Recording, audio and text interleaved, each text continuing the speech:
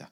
이상입니다. 오늘 말씀 같이 읽겠습니다. 룻기 19장 1장 19절에서 22절 말씀 같이 읽겠습니다. 룻기 1장 19절에서 22절 말씀입니다.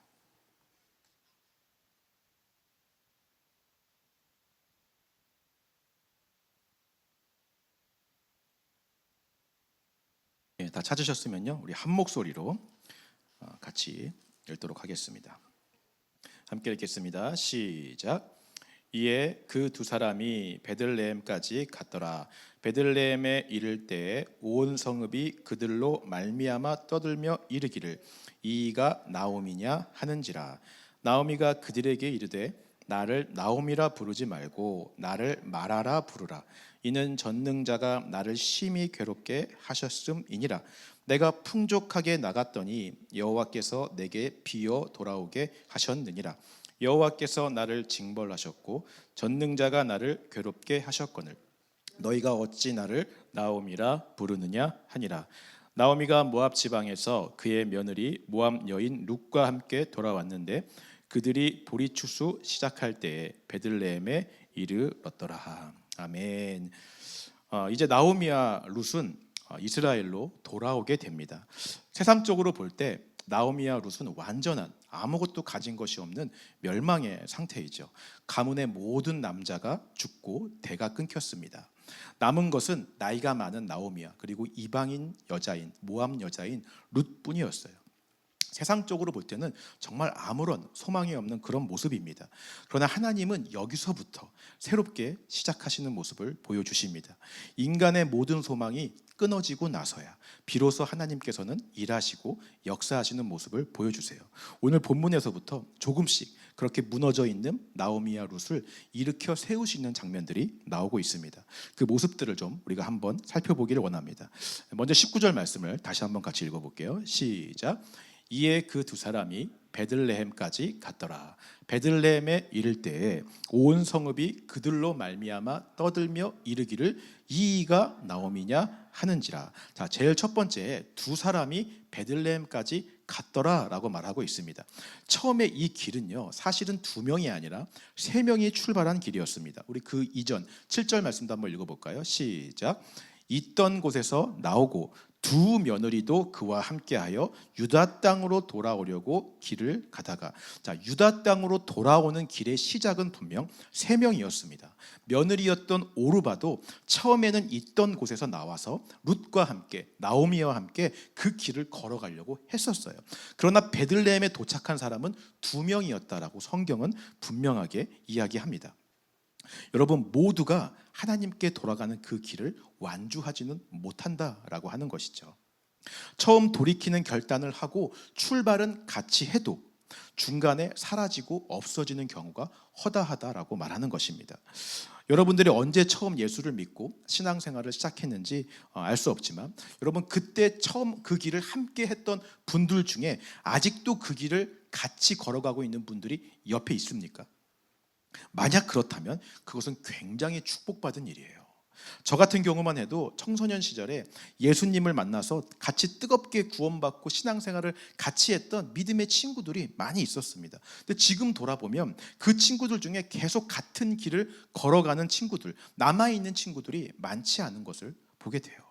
어떤 친구들은 아예 연락도 되지 않고요, 어디서 무엇을 하며 사는지도 모르는 경우가 많습니다. 분명 같이 이 길을 출발했는데 지금 남아있는 사람이 많지 않다고 하는 거예요. 오늘 저와 여러분들도요, 하나님께서 세우신 이 플래그십 처치란 교회에서 한 몸으로 택하고 부르심을 받은 줄 믿습니다. 우리는 모두 함께 이 길을 같이 출발한 사람들이에요. 바라고 소망하는 것은 함께 출발한 저와 여러분들 모두가 한 명도 낙오되지 않고 주님 오실 때까지 이 십자가의 길을 완주하게 되기를 소망합니다. 그러기 위해서 우리가 서로를 바라보고 이끌어주고 격려하는 일들이 좀 있었으면 좋겠어요. 만약에 우리가 다 천국에 갔는데 만약에 여기 있는 사람들 중에 한 명 누군가가 없다면 너무너무 가슴이 아플 것 같아요. 대부분 주님께로 돌아가는 이 길에서 벗어나고 낙오되는 경우는 우리 지난주에 보았던 것처럼 오르바처럼 말씀이 아니라 현실을 선택할 때 그런 일들이 일어나는 것들을 우리가 보게 되었습니다. 나오미와 룻은 끝까지 하나님의 언약의 말씀을 붙들었기 때문에 길에서 벗어나지 않을 수 있었던 것이죠. 우리도 서로 끝까지 하나님의 언약의 말씀을 붙들 수 있도록 격려하는 우리가 되었으면 좋겠습니다. 마지막에 이 중에 몇 명만 남았더라 이렇게 되는 것이 아니라 우리 모두가 다 남았더라, 우리 모두가 다 완주했더라, 그렇게 기록되었으면 좋겠습니다. 여기 계신 저와 여러분들 모두, 또 방송으로 예배를 시청하시는 분들도 그 승리의 면류관을 꼭 쓰실 수 있기를 주님의 이름으로 축원합니다. 19절 말씀 다시 읽어보겠습니다. 시작. 이에 그 두 사람이 베들레헴까지 갔더라.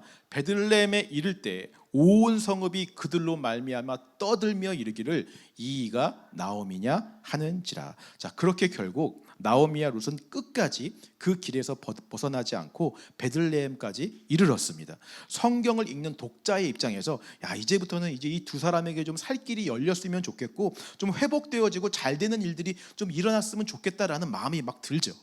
근데 현실은 그렇게 녹록지가 않습니다. 말씀을 보니까요, 베들레헴에 도착하니까 사람들이 나오미를 보고 수군거리기 시작합니다. 온 성읍이 그들로 말미암아 떠들었다라고 말하고 있어요. 굉장히 부정적인 표현입니다. 조롱과 멸시가 약간 섞인 표현이에요. 쉽게 말한다면 이런 것이죠. 아니, 잘 먹고 잘 살라고 고향을 버리고 이방 땅으로 갔던 저 나오미 아닌가. 그런데 금휘 환영하는 것이 아니라 혼자만 살아 돌아왔네, 다 죽었다네, 이제 여기가 좀 살만하다고 소식이 들리니까 이제 다시 여기로 온 거야? 아유, 그럼 그렇지. 사람들의 입과 입으로 이런 부정적인 소문들이 순식간에 퍼져나갔고요, 온 성읍이 술렁일 정도로 요동치기 시작했다라고 하는 것이죠. 복음의 소망을 붙들고 돌이키는 첫 발걸음을 내딛어서 베들레헴까지 왔는데 여전히 눈에 보이는 것은 사람들의 조롱과 멸시와 비난이었다라고 하는 거예요. 여러분, 오늘 우리가요, 믿음의 발걸음을 내딛어서 돌이켜 있던 곳에서 나오는 결단을 한다고 해도 아무런 장애도 없고 아무런 문제가 없는 것은 아닙니다. 돌이켜 걸어가는 그 길에도 여전히 유혹은 있고요, 내 마음을 무너지게 하고 상처 주는 일들은 여전히 있어요. 근데 그 중에서도 가장 우리 마음을 무너지게 하는 거, 가장 우리 마음을 상처 입히는 게 뭐냐면 바로 같은 공동체 안에 있는 사람들의 비난과 무관심이라고 하는 거예요. 미국에서요, 라이프웨이라는 곳에서 연구조사를 한 내용입니다. 교회를 떠났다가 다시 돌이켜서 주님 앞으로 나오는 사람들이 또다시 교회를 떠나는 경우가 많다고 해요. 그 이유가 무엇인지를 조사한 내용입니다. 여러 가지 이유가 있었지만요, 가장 큰 이유 중에 하나가 뭐냐면 바로 같은 교회 공동체 안에서 내가 판단받는 느낌을 받을 때라고 하는 거예요. 오늘 나오미가 당한 것과 비슷한 것이죠. 오랜 시간 떠나 있다가 다시 주님 앞으로 돌아올 결심을 하고 돌아왔는데 따뜻한 환대나 환영이 아니라 수군거림과 비난, 멸시가 있었다라고 하는 거예요. 여러분, 저희 교회는 물론 그런 적도 없지만 앞으로도 좀 그러지 않았으면 좋겠습니다. 다시 주님 앞으로 나아오고자 하는 자들을 따뜻하게 환영하고 품을 수 있는 교회가 되기를 소망합니다. 저희 주변에 보니까 교회를 예전에는 출석하셨는데 지금은 안 나가시는 분들이 꽤 많이 있는 것들을 보게 돼요. 그분들에게 왜 다시 교회를 출석하지 않으시냐고 물어보니까 다시 나갔을 때 사람들에게 상처받을까 봐 두렵다라고 말하는 분들이 굉장히 많이 있습니다. 그분들 중 대부분이 다시 교회로 돌아가 상처받을 것을 두려워하고 계셨다라고 하는 것이죠. 저희 교회는요, 오히려 그런 분들을 따뜻하게 환영하는 교회가 되었으면 좋겠어요. 수군거림이나 판단이 아니라 사랑으로 포용하는 교회가 되기를 소망합니다. 우리 사무엘상 22장 1절 2절 말씀 한번 읽어보겠습니다. 시작. 그러므로 다윗이 그곳을 떠나 아둘람 굴로 도망하매 그의 형제와 아버지의 온 집이 듣고 그리로 내려가서 그에게 이르렀고 환난당한 모든 자와 빚진 모든 자와 마음이 원통한 자가 다 그에게로 모였고 그는 그들의 우두머리가 되었는데 그와 함께한 자가 400명 가량이었더라. 여러분, 이때는요, 다윗이 사울을 피해서 도망 다닐 때였습니다. 그러니까 다윗의 인생에서 가장 비참하고 가장 절망의 순간이었어요. 근데 오히려 그때가 다윗이 하나님과 또 오히려 가장 친밀한 시간을 보냈던 때이기도 해요. 그의 마음이 완전히 하나님 앞에서 납작 엎드려져서 하나님만 의지하고 바라보는 시간이 또 바로 이때였습니다. 그때에 비슷한 자들이 모이기 시작하는 거예요. 환난당하는 자들, 빚진 자들, 마음이 원통한 자들, 정말 예수 아니면 의지할 대상 하나 없는 자들이 오직 예수만 붙잡고 의지하는 다윗에게로 모여들었다라고 하는 것이죠. 세상적으로 볼 때는 실패자들이 모인 집단 같아요. 아무것도 쓸모없는 자들, 원통한 자들이 모여서 모인 비루한 집단처럼 보였지만 이들은 훗날 하나님과 함께 다윗 왕국을 세우는 사람들로 바뀌게 되는 줄 믿습니다. 가장 평범한 보통 사람들이 하나님을 붙들고 함께 모여서 사랑하고 용납하고 하나 될 때 가장 특별한 자들이 되었다라고 하는 것이죠. 다윗 왕국을 세우고요, 예수님이 오실 길을 예비하는 새로운 역사를 쓰는 특별한 자들이 되었다라고 하는 것입니다. 저는 오늘 저희 교회가 그런 곳이 되었으면 좋겠어요. 우리가 다윗처럼 마음이 낮아지고 예수 아니면 안 되는 삶을 살아갈 때, 예수만 붙잡고 의지하며 살아갈 때 그렇게 살고 싶은 사람들이 모이게 될 줄 믿습니다. 세상에서 환난 당한 자들, 빚진 자들, 마음이 원통한 자들, 그런 자들이 다 저희한테로 모여들 때 세상은 그들을 비난하고 판단할지 모르겠지만 우리는 판단하지 않고 비난하지 않고 그들을 품에 안고 사랑했으면 좋겠어요. 저도 개척하기 전에는 배가 불렀었습니다. 저 혼자 막 이런저런 교회의 모습을 생각하면서 뭐 이런 비전과 이런 꿈들을 막 머릿속에 그리면서 야, 이런 교회에는 이런 성도들만 왔으면 좋겠다라고 제가 생각을 했었어요. 내 생각과 내 비전과 맞지 않는 사람들을 속으로 판단하며 비난했습니다. 야, 저런 사람은 교회 와도 문제만 일으킬 거야. 저런 사람은 교회에 도움이 안 될 거야. 그러나 실제로 제가 개척을 해보니까 그게 얼마나 교만한 모습이었는지 알게 되는 것이죠. 내 마음에 드는 자들, 내가 좋아하는 사람들하고만 함께 했다면 오늘 예수님이 저와 여러분들을 구원할 이유도 없었을 것입니다. 우리 자체가 예수님의 기준에 맞지 않는 자들이잖아요. 하나님의 기준을 만족시킬 수 없는 죄인 자체가 바로 저와 여러분들인 줄 믿습니다. 근데 그런 우리를 예수님은 먼저 사랑하시고 먼저 찾아와 주시고 먼저 품에 안으시고 십자가에 달려 돌아가시기까지 해서 우리를 구원하신 줄 믿습니다. 우리를 판단하지 않으셨어요. 비난하지 않으셨습니다. 무조건적인 사랑으로 우리를 구원해 주신 줄 믿습니다.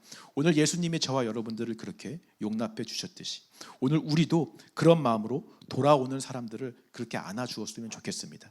누군가 돌아왔을 때 수군거림으로 막 들썩이는 것이 아니라 환영과 환대, 기쁨으로 들썩이는 교회가 되기를 소망합니다. 그런 자들이 더 많아지는 곳이 되기를 소망합니다.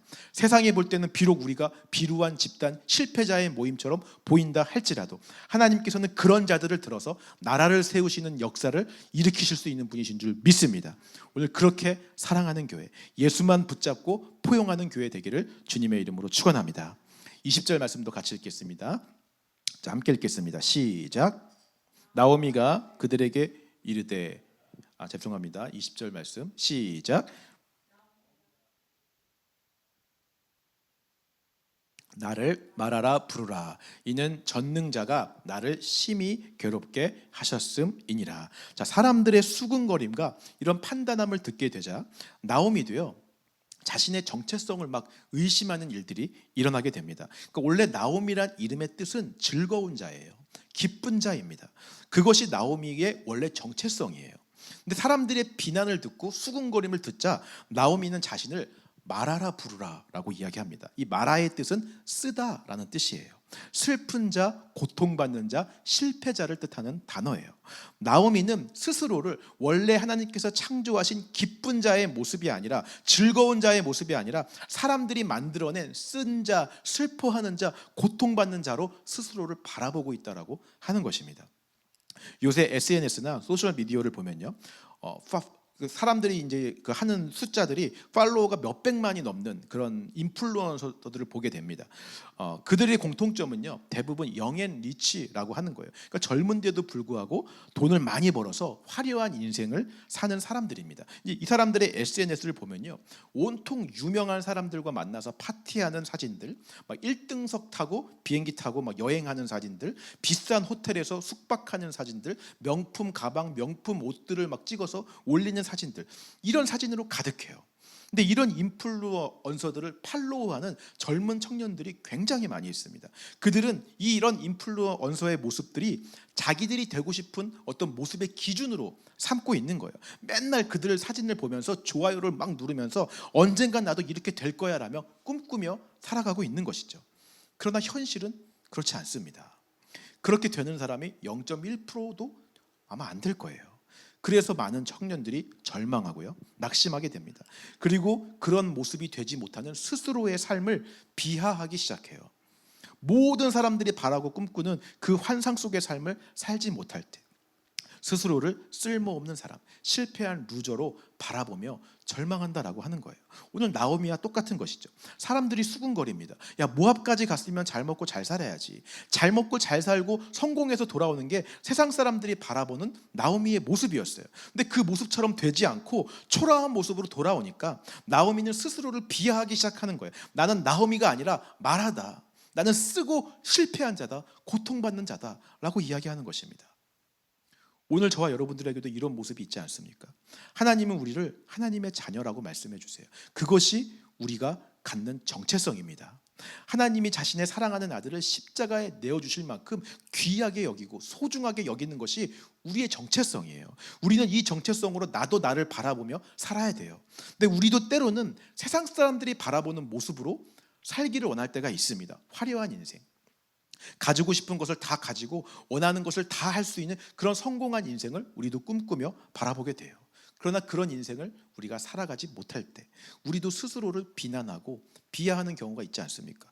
난 실패했어. 이번 생은 망했어. 하나님은 나를 귀하고 소중한 하나님의 자녀라고 말씀하시는데 나는 나를 스스로 실패자로 보고 루저라고 바라보고 절망하고 있지는 않습니까? 나오미는요, 이렇게까지 고백합니다. 21절 말씀 읽겠습니다. 시작.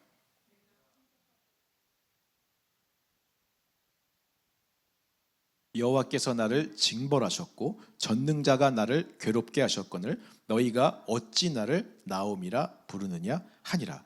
내가 풍족하게 나갔더니 여호와께서 내게 비어 돌아오게 하셨다. 그러니까 자신이 나갈 때는 남편도 있었고 아들들도 있었고 이제 새로운 땅에서 새로운 시작을 하게 되는 그런 풍족한 마음으로 나갔는데 지금은 하나도 남지 않았다라고 고백하는 거죠.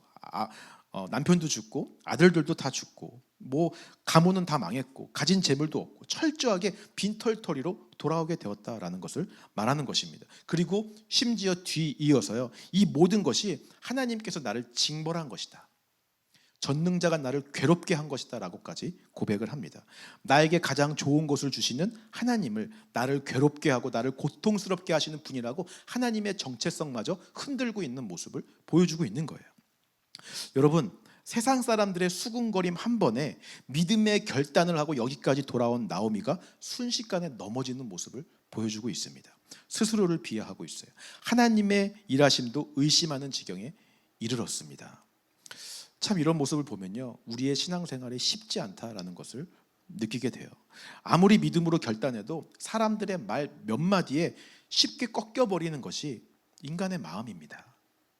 기껏 있던 곳에서 돌이켜 나왔는데 고향에 와서 다시 주저앉게 되는 모습을 보여주고 있는 것이죠. 오늘 우리도 이럴 때가 있을 것 같아요. 지금까지 힘들게 살다가 다시 믿음으로 결단해서 하나님 앞으로 돌아올 결심을 했는데, 하나님 앞에 나왔는데 이제 좀 뭔가 새롭게 시작을 해보려고 돌아왔는데 또 절망스러운 일들, 또 눈앞에 어려운 일들로 인해서 다시 주저앉게 되는 상황들, 그런 상황이 오면 정말 절망스럽고 고통스러울 것 같아요. 그러나 여러분, 한 가지 기억하시기 바랍니다. 바로 이때에도 하나님은 여전히 일하고 계심을 믿으시기 바랍니다. 사실 바로 이때가, 오히려 이런 때가 하나님의 역사하심을 더 볼 수 있는 때예요. 우리 22절 말씀 한번 읽어볼까요? 시작.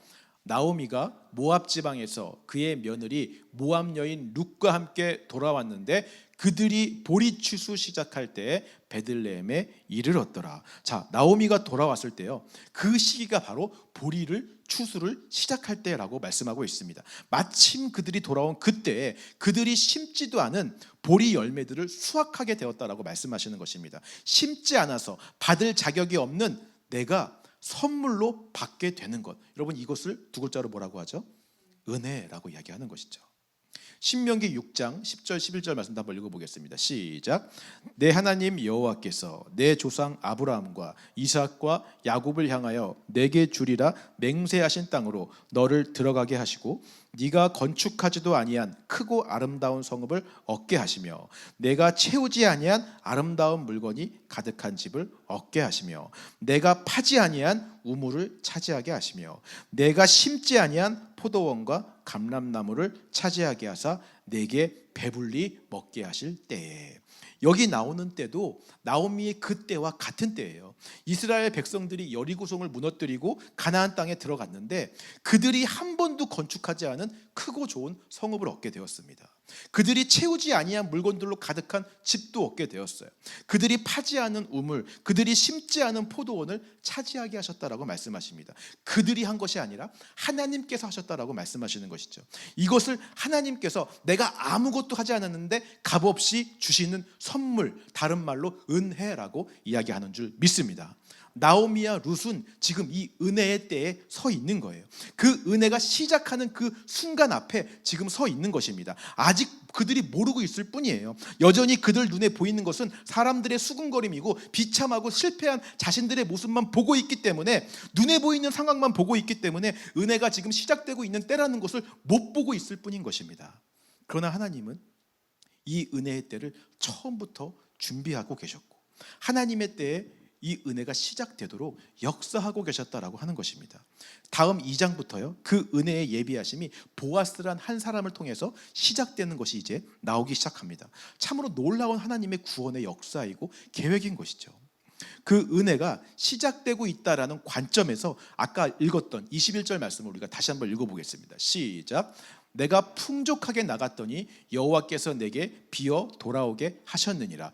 여호와께서 나를 징벌하셨고 전능자가 나를 괴롭게 하셨거늘 너희가 어찌 나를 나오미라 부르느냐 하니라. 자, 나오미의 관점, 사람의 관점에서 볼 때는 풍족하게 나갔다가 비어서 돌아오게 되었고요, 그것을 하나님의 징계, 하나님이 나를 고통스럽게 하신 것으로 바라보고 이해했습니다. 자, 그러나 하나님의 은혜의 관점에서 본다면 어떻습니까?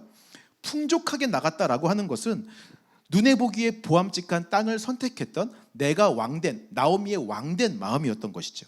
내가 왕으로 나오미의 마음이 온통 풍족하게 가득 차 있었어요. 온통 내 뜻, 내 욕심으로 가득 차 있었습니다. 나로 풍족한 상태로 이스라엘을 떠난 거예요. 그러나 모압 땅에서 나라고 하는 존재는 점점 죽게 되었고요, 부서지게 되고 없어지게 되었습니다. 내가 왕이었던 자리에서 내려오고 진짜 왕이 누구신지, 어떤 분이신지 알게 되었어요. 내 뜻, 내 욕심, 내 생각은 점점 비워지게 되었습니다.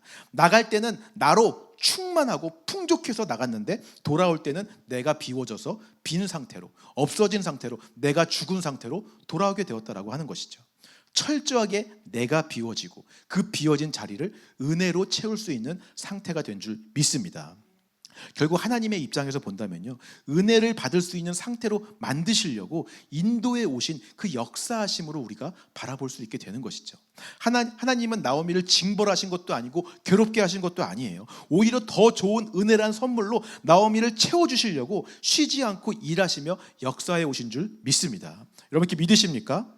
여러분, 오늘 우리도 마찬가지예요. 우리가 비워져야지 채워지는 줄 믿습니다. 온통 나로 풍족한 이 안이 깨끗하게 다 비워져야 돼요. 내가 없어져야 돼요. 그래야 하나님의 은혜의 때에 은혜로 채워지는 역사가 일어날 줄 믿습니다. 오늘 저와 여러분들의 마음이 오직 예수의 은혜로만 풍족하게 채워지기를 주님의 이름으로 축원합니다.